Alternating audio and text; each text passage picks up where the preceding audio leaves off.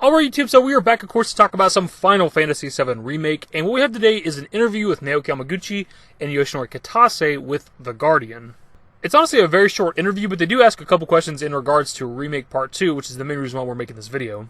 They also ask about cut content. Hamaguchi gives the same reply he gave previously some time back about the basketball minigame, which I understand they do a lot of interviews and get asked a lot of the same questions, but there's gotta be at least one other thing that you wish could have made it into the Remake Part 1. It just sucks to get the same response all the time with multiple different interviews. There's got to be other cut content besides just the basketball minigame. Not everything they conceptualized for Remake Part 1 made it into the game. That's just not how game development works. Anyways, let's hop into the video. So they ask, there has been much speculation about the significance of Cloud's visions of Sephiroth. What can you say about their relationship? Kitase says, in the original game, Sephiroth did not make an appearance in the section of the story told here, but we changed it to have him appear from the start in order to position him playing an important role over the whole of the remake project.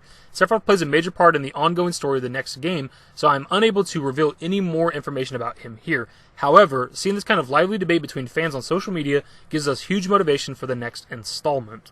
So a couple takeaways from that. For the people out there that maybe even still be upset that Sephiroth is in this first game because he wasn't really in the Midgar segment of the original, they kind of explain as to why. He's the overall villain, right? He's the overall antagonist. Even though in the first game, the original game, and also this first remake game, it seems like the focus is on Shinra at first, he's the main villain.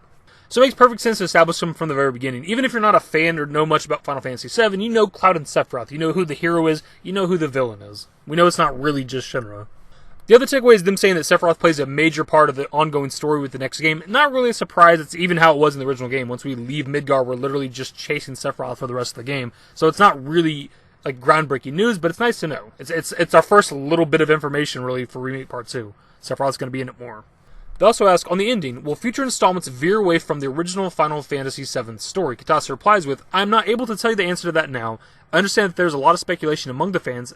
That is what we wanted, and we've really enjoyed seeing these theories and guesses of what the ending means. We wanted the fans to keep the discussion going on social media and keep their excitement high as we head towards the next game. And to be honest, after playing the first game, it's one of my favorite aspects of the remake project is the fan theories, because we don't really know. Even though we talked several times about the ending and what it means, is Zack alive in our timeline, a different timeline, what's happening. As somebody who's played a lot of Final Fantasy VII, it's actually nice to play a remake of the original game, but also not actually know what's going to happen. Because to be honest, I'm here for all of it. I'm here for the nostalgia factor. I want to see some of those old iconic locations and segments from the original game modernized. But I'm also excited about the new stuff, man. I love not knowing. I love just what the hell is going to happen in Remake Part 2. And this last little bit here is probably the most important one. They ask, how has the COVID-19 pandemic affected the game's release and ongoing development? Kitase replies with, I'm pained and saddened to see so many people around the world suffering with the virus and even losing their lives. When we set the release date for this game, nobody could have predicted a global pandemic like this, and the release of the game happening during this unprecedented situation has blindsided us. At this current time, the team are still making the next game via remote working. Our performance will temporarily drop below 100% efficiency because of this, but I do not think there should be a big impact in the long term.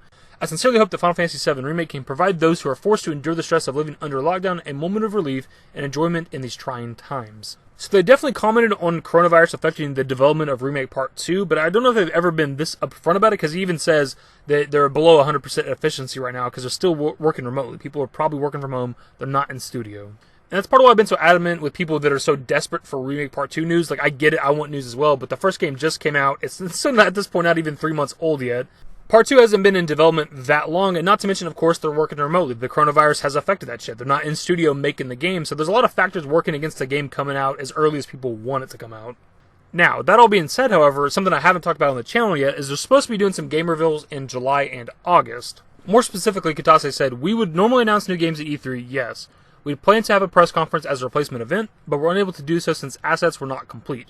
We'll be announcing new titles individually as the timing permits. Several will debut around July to August. So first up, when it comes to the new titles, Final Fantasy XVI, obviously that's one that people have been waiting on for a long time. Who knows at this point if and when we're ever going to get anything for that game, but that's obviously coming out at some point. That could be something.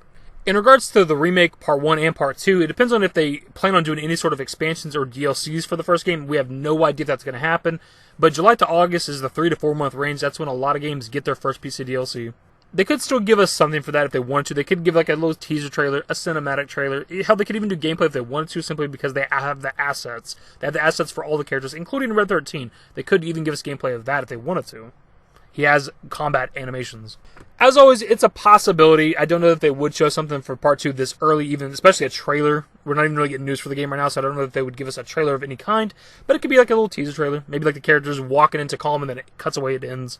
By the way, they do have plans to reveal apparently several titles here relatively soon, within the next month or two, so that's kind of interesting. Who knows what it's going to be. By the way, my dudes, that is the video. We actually got something a little bit for Remake Part 2. We know, at the very least, Sephiroth is going to play a much bigger part. Again, not groundbreaking news, but it's something. It's the first, real anything we've learned about Part 2. And COVID has affected development, but Katase says in the long term it shouldn't really affect anything, which I don't exactly know what that means. Is he saying, the game's still going to be quality, or it's still going to come out in the time that they plan on it coming out? I don't know what he means. Either way, hopefully you guys enjoyed the video. If you did, give it a thumbs up. Subscribe to the channel if you guys are new ones. If you did more Final Fantasy VII Remake content, turn on my notifications. Follow me on Twitter at @dashingdavid. I'm my Discord. Links to my social networks are in the description and in the outro. Later, guys. Used to care what people thought, but now I care more. And nobody out here's got it figured out. So therefore, I've lost all hope of a happy ending, depending on whether or not it's worth it. So insecure, no one's perfect. We spend it with no shame. We blow that like Coltrane. We in here like Rogaine, or leave it like Cobain.